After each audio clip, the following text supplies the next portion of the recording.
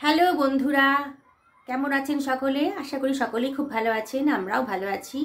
আজকে আমি কেক বানাবো, আটা দিয়ে আর গুড় দিয়ে বানাবো, একটা মাত্র ডিম দিয়ে বানাবো। খুব চিপ হবে কেকটা আর যথেষ্ট হেলদি। গুড় দিয়ে আর আটা দিয়ে বানাচ্ছি বলে চলুন তাহলে কেকটা বানানো যাক।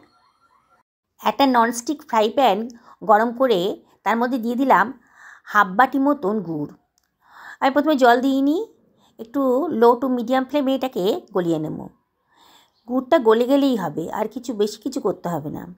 গুড়টা গলে গেছে, আমি এবার এটাকে গ্যাসের ফ্লেমটা অফ করে দিচ্ছি। এটাকে অফ করে দিয়ে আমি এবার এটাকে ঠান্ডা করতে দেব। গরম থাকলে কিন্তু আমি রান্না করতে পারবো না। এটাকে একদম ঠান্ডা করে নিতে হবে। দেখুন কীরকম হয়েছে, এটা একদম ঠান্ডা হয়ে গেছে, একটুকু গরম নেই। বারবার অনবরত নেড়েছি। এবার দিয়ে দিলাম 1/4 বাটি সাদা তেল আর দিয়ে দিলাম একটা ডিম। আমি 1 বাটি মতন আটা নিয়ে করব, সেই পরিমাণ অনুযায়ী আমি দিয়েছি। দিয়ে এবার ডিমটাকে ভালো করে ফেটিয়ে নিচ্ছি। সমস্ত কিছু একসঙ্গে ভালো করে ফেটিয়ে নিচ্ছি। অনেকক্ষণ ধরে ফেটাতে হবে। আমি কিছুক্ষণ ফেটানোর পর এবার আমি এর মধ্যে দিয়ে দিলাম ভ্যানিলা এসেন্স। এই ছোটো ঢাকনার 1 ঢাকনা, মানে 1 টেবিল চামচ মতো হবে। ভ্যানিলা এসেন্স দিয়ে দিলাম আর দিয়ে দিলাম 1/4 চামচ মতন দারচিনি গুঁড়ো আর 1/4 টেবিল চামচ মতন একটুখানি নুন আর চিনি থাকলে পরে ব্যালেন্স আসে, রান্নার টেস্টটা কিন্তু বেশ ভালো হয়ে যায়। যে কোনো মিষ্টি রান্নাতেই আমি কিন্তু একটুখানি নুন দিই, তাহলে কিন্তু খুব ব্যালেন্স আসে, টেস্টটা কিন্তু দারুণ হয়। এবার আমি একটা কড়াই গরম করে নিয়েছি আর তার মধ্যে দিয়ে দিলাম খানিকটা নুন। এটাকে প্রিহিট করব, এই জন্য এটা ঢাকা দিয়ে দিলাম হাই ফ্লেমে, ঢাকা দিয়ে রেখে দিলাম। এবার আমার একটা ননস্টিক পাত্র ছিল, তার মধ্যে আমি একটুখানি অয়েল ব্রাশ করে নিচ্ছি। আমি এর মধ্যে কেকটা বানাবো। আপনার যে কোনো অ্যালুমিনিয়াম কিংবা স্টিলের বাটিতেই বানাতে পারেন। একটু অয়েল গ্রিস করে নেবেন। আমি যেমন অয়েল গ্রিস করে নিচ্ছি। এখানে অয়েল গ্রিস করলে পরে কেকটা খুব ভালোভাবে উঠে আসবে। অয়েল গ্রিস করা হয়ে গেছে, আমি এর মধ্যে একটু আটা ছড়িয়ে দিলাম, তাহলে কিন্তু কেকটা খুব ভালোভাবে কেক টিনের গা থেকে বেরিয়ে আসবে। আমি এক্সট্রা আটাটাকে একটু ঝাঁকি দিয়ে এলে পরেই এক্সট্রা আটাটা পড়ে গেল, যতটা প্রয়োজন তেলের সঙ্গে আটকে গেছে। এর মধ্যে আমার কেক প্যানটা কিন্তু রেডি হয়ে গেছে। এক্সট্রা আটাটা আমি সরিয়ে দিলাম। এবারে আমি কিছু ড্রাই ফ্রুটস কুচি করে নিচ্ছি। আমি ড্রাই ফ্রুটসের মধ্যে আমার বাড়িতে ছিল কাজু, আমন্ড, বাদাম আর কিশমিশ। আপনারা ইচ্ছে করলে চেরি আরও নানা রকমের জিনিস দিতে পারেন, যা আপনার পছন্দ সেগুলো আপনারা দিতে পারেন। আমি কাজুটাকে ছোটো ছোটো করে পিস পিস করে কেটে নিচ্ছি। কাজুটা দিলে পরে কিন্তু খুব সুন্দর খেতে লাগবে আর ডেকোরেশনও ভালো হবে। আমি খানিকটা কাজু ভেতরে দিয়ে দেব আর বাইরেটা ওপরে ছড়িয়ে দেব ডেকোরেশনের জন্যে। এবার আমন্ড বাদামগুলোকে আমি লম্বা লম্বা করে কেটে নিচ্ছি। আমন্ড বাদামও কিন্তু খুব উপকারী, কেকের মধ্যে দিলে পরে টেস্টও বাড়ে আর হেলদিও হয়। এইভাবে আমি সমস্ত আমন্ড বাদামগুলোকে কেটে নিচ্ছি। এবার আমন্ড বাদাম, কাজু আর কিশমিশটাকে আমি একটা পাত্রের মধ্যে নিয়ে নিচ্ছি।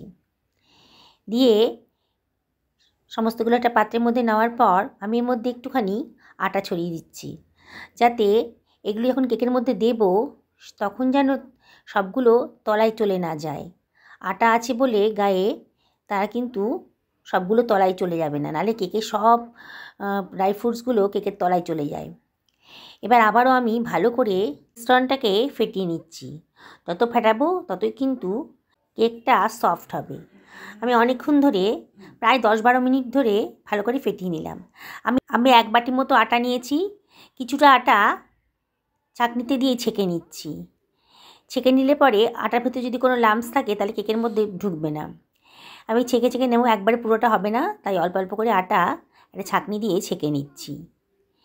এইভাবে ছেঁকে নিলে পরে এয়ার বাবলসও ঢুকে যায় আর কেকটা খুব স্মুথ হয়।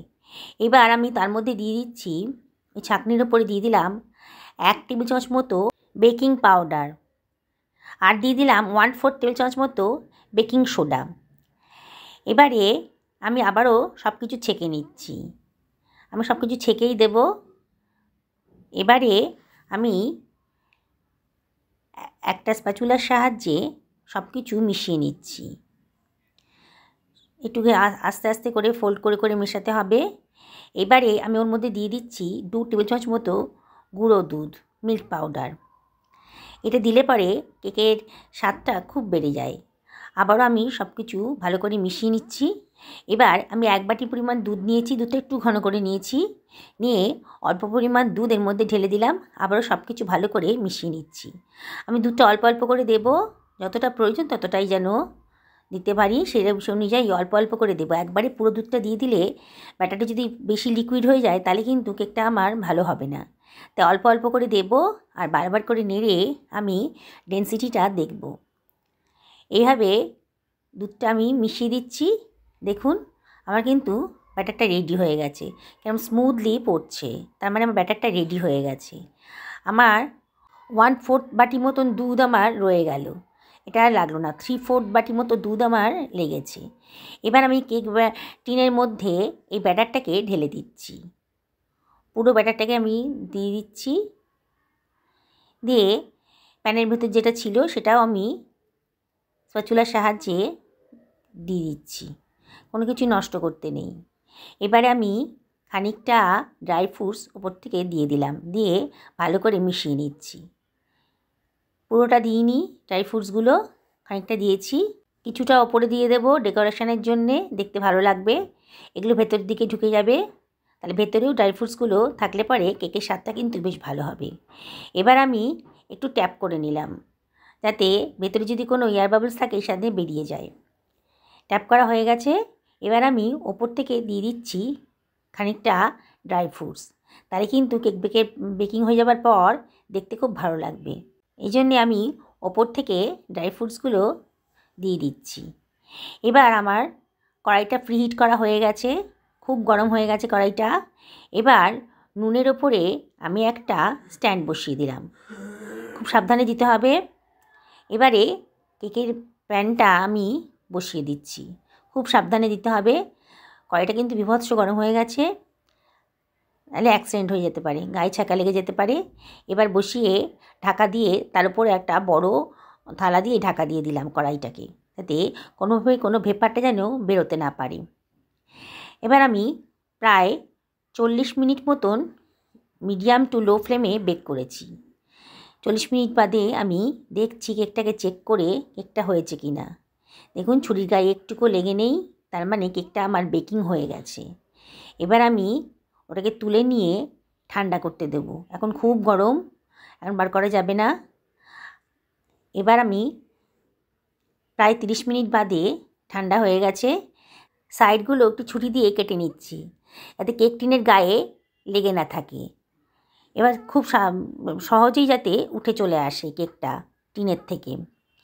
এইবার ঢাকা দিয়ে একটু উল্টে দিলেই কেকটা কিন্তু একটু ট্যাপ করে দিলে পরেই কেকটা কিন্তু খুব স্মুথলি বেরিয়ে আসবে কেক টিনের ভেতরে। দেখুন বন্ধুরা কত সুন্দরভাবে বেরিয়ে এসেছে, নিচটাও কত সুন্দরভাবে বেক হয়ে গেছে। এবার আমি একটা থালার মধ্যে নিয়ে নিলাম কেকটাকে, দেখুন কি সুন্দর দেখতে লাগছে, একেবারে মনে হচ্ছে দোকান থেকে কেনা, খুব সফট হয়েছে। এবার আমি কেটে দেখাচ্ছি যে কত সুন্দর আর কত সফট হয়েছে কেকটা। কত অল্প টাকার মধ্যে একটা সুন্দর কেক আমি বাড়িতে বানিয়ে নিলাম। এটা কিন্তু বাজার থেকে কিনতে গেলে অনেক টাকা খরচ পড়তো। আর কত সুন্দর, খুব সুন্দর গন্ধও বেরিয়েছে। দেখুন কত সফট হয়েছে কেকটা, খুব সুন্দর হয়েছে। আর এটা খুবই হেলদি, আটার গুড় দিয়ে বানিয়েছি। বন্ধুরা ভালো লাগলে পরে রেসিপিটা লাইক করবেন আর শেয়ার করবেন আপনাদের বন্ধু বান্ধব আত্মীয় স্বজনের মধ্যে। এইভাবে কেকটা কিন্তু পুরো রেডি হয়ে গেছে। আমি আর একটা পিসও কেটে নিচ্ছি। কেকটা খুবই সুন্দর হয়েছে। বন্ধুরা আপনারা বাড়িতে কেকটা বানান, দেখলেন তো কত সুন্দরভাবে একটা পারফেক্ট কেক তৈরি হয়ে গেল। দেখো বন্ধুরা আমার কিন্তু কেকটা রেডি হয়ে গেছে। আটা আর গুড় দিয়ে কত অল্প টাকার মধ্যে আমি কিন্তু বাড়িতে কেকটা বানিয়ে ফেললাম। এটা কিন্তু বাজার থেকে কিনতে গেলে অনেক টাকা লাগতো, আর এখানে বাড়িতে বানিয়েছি বলে যথেষ্ট হেলদি হয়েছে আর টেস্টিও হয়েছে। কত সফট হয়েছে কেকটা। তোমার বাড়িতে বানাও, আর রেসিপিটা কেমন লাগলো অবশ্যই আমাকে কমেন্ট করে জানিও। আমি এখন টেস্ট করে দেখছি কতটা সুন্দর হয়েছে কেকটা। খুব সফট হয়েছে, একদম পারফেক্ট হয়েছে, খুব পারফেক্ট হয়েছে, দারুণ লাগছে এতে।